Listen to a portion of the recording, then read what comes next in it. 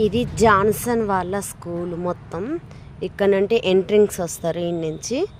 ఇది హాస్టల్ అంట, కానీ ఇప్పుడు హాస్టల్ లేదు.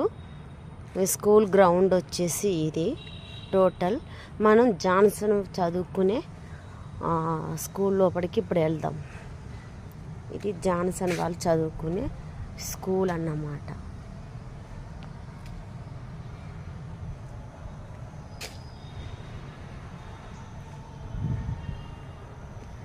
జాన్సన్ వాళ్ళు ఇప్పుడు ఎగ్జామ్ రాస్తున్నారు. ఇది జాన్సన్ వాళ్ళు చదువుకునే స్కూలు.